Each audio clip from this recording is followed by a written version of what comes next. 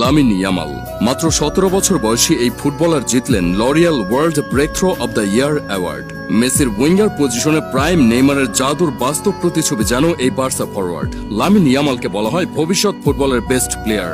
Mainstream ফুটবলে মাত্রই দ্বিতীয় সিজন চলছে তার, বয়সটা এখনো 18 হয়নি। যেখানে এই বয়সে ফুটবলাররা সিনিয়র টিমে মেলে ধরতে শুরু করে, সেখানে লামিন অলরেডি দলের স্টার্টার হয়ে গেছে।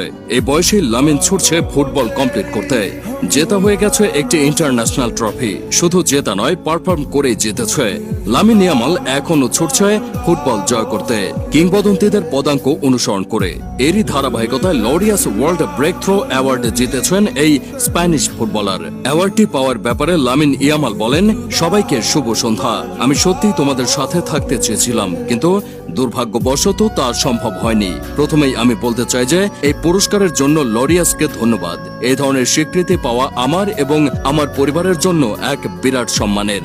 আমি জাতীয় দলের কোচিং স্টাফ, বার্সা এবং অবশ্যই আমার সতীর্থেদেরও ভুলতে পারি না, কারণ তাদের ছাড়া আমি এই পর্যায়ে পৌঁছাতে পারতাম না।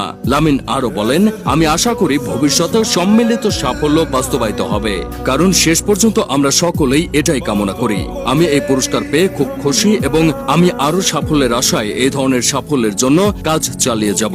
সবাইকে শুভরাত্রি এবং আমি আশা করি তোমাদের সময়টা দারুণ কাটবে।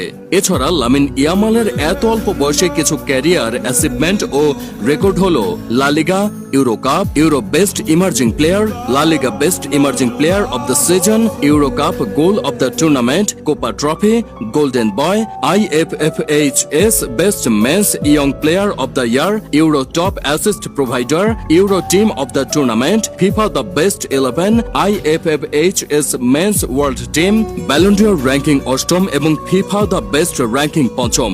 কিছুদিন পরই চ্যাম্পিয়ন্স লিগের সেমিফাইনালের ইন্টার মিলানের মুখোমুখি হবে বার্সেলোনা। সে ম্যাচকে সামনে রেখে লামিন ইয়ামালকে আটকানোর ব্যাপারে ইন্টার মিলানের ডিফেন্ডার বাস্তোনি বলেছিলেন, লামিন ইয়ামালকে কিভাবে আটকাবো সেটা আমার জানা নেই। কোচ অবশ্যই বার্সার অ্যাটাকিং আটকানোর ব্যাপারে টিপস দিবে। গত বছরের ইউরোতে আমি স্পেনের বিপক্ষে ইতালির হয়ে খেলেছিলাম। বলতে গেলে ইয়ামালকে আটকাতে ইতালির পুরো ডিফেন্স লাইনের অনেক স্ট্রাগল করতে হয়েছিল। আবার দলটির কোচ ইনজাগি জানায়, ইন্টার মিলানের ডিফেন্সের কাছে ইয়ামাল পরাস্ত হবে। আসন্ন ম্যাচের আগে লরিয়াস ওয়ার্ল্ড ব্রেকথ্রো পুরস্কার পাওয়া নিঃসন্দেহে কনফিডেন্স বৃদ্ধি করবে লামিন ইয়ামালের। সব রেকর্ড নিজের করে প্রতিভার বহিঃপ্রকাশ ঘটিয়ে লামিন ছুটে চলুক আপন ধারায়, নিজের ছাপ রেখে যাক ফুটবলে।